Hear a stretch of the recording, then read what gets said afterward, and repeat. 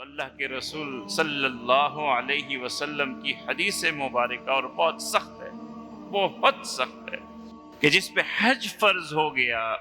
اور کوئی ممانعت نہیں تھی، کوئی مانع نہیں تھا کہ وہ حج پہ جا سکے، ویزا بھی اسے دستیاب تھا،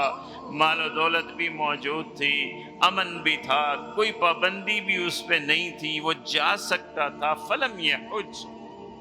مگر وہ اپنی سستی، خوف، غفلت کی وجہ سے رہ گیا اور اس نے حج نہیں کیا، تو اللہ کے رسول کا سخت ترین فرمان اور وعید ہے کہ پھر چاہے وہ مشرک ہو کر کے یا یہودی ہو کر کے فوت ہو جائے، یہ مقام اس کا ہے۔ سخت ترین الفاظ ہیں حدیث مبارکہ کے۔ تو حج جس پر فرض ہو چکا ہے اسے علی الفور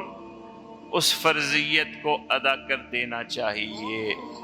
تاخیر نہیں کرنی چاہیے، بلا وجہ تاخیر نہیں ہونی چاہیے۔ ہمارے یہاں یہ بھی ایک مسئلہ ہے، نوجوانوں پہ حج فرض ہے، ماشاءاللہ کاروبار بھی کر رہے ہیں، لیکن حج بعد میں پڑھیں گے، بہت وقت پڑا ہوا ہے، بڑھاپے میں کریں گے۔ نہیں میرے عزیز، فرض علی الفور آپ کے ذمے پر ہوتا ہے، بلا وجہ تاخیر نہ کیجیے۔ کل کس نے دیکھا ہے